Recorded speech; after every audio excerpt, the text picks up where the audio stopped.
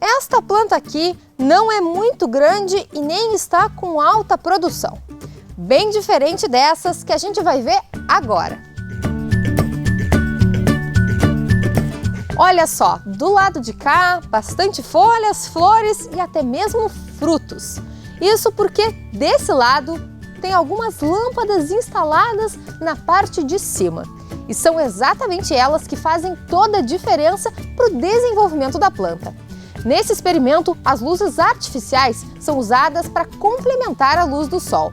E a escolha das cores também faz diferença.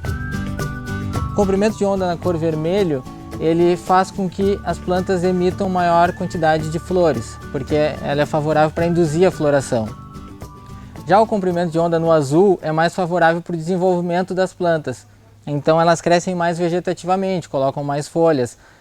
E no sentido de produção, teve alguma diferença? Sim. A produção foi maior, até esse momento a produção nas lâmpadas vermelhas foi maior do que nas demais cores. Mas a grande diferença acontece na comparação entre o uso das lâmpadas com aquelas plantas que não estão sob lâmpadas, devido a esse aumento do fotoperíodo.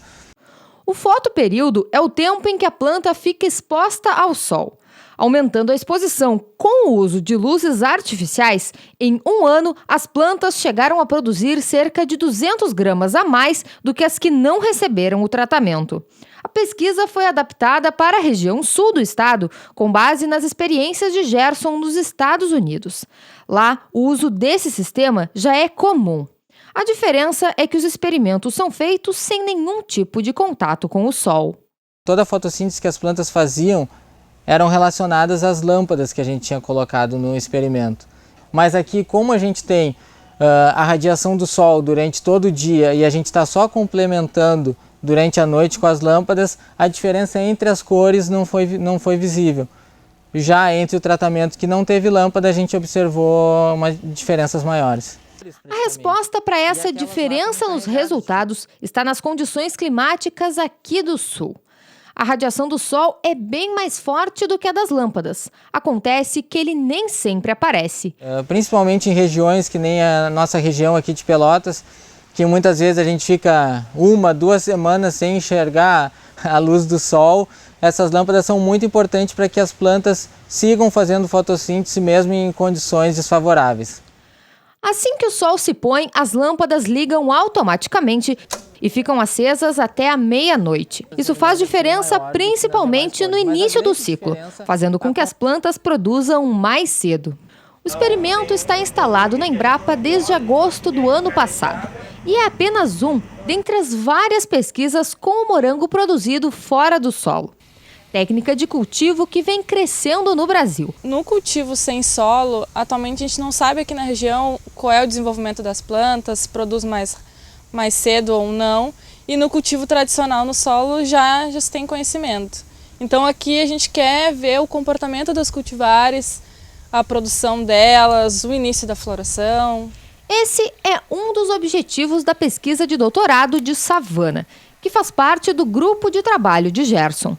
O experimento testa diferentes cultivares em diversos sistemas de produção. O mais utilizado aqui na região são os slabs, sacos como esses, recheados de substrato. Ele é considerado um sistema aberto, já que a solução nutritiva cai no solo depois de passar pelas plantas. Por isso, o produtor precisa adquirir fertilizantes com frequência, o que não acontece em sistemas fechados, onde a água e os nutrientes retornam para o reservatório. Na contramão, esse método pode ter um custo inicial mais alto. Se fala muito que o custo é maior no sistema fechado, só que não se sabe exatamente o que é gasto de nutrientes, o que é gasto de fertilizantes no sistema aberto.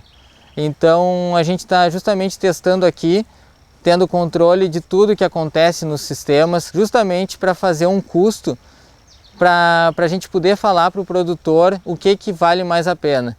Entre os sistemas fechados que passam por testes está este aqui.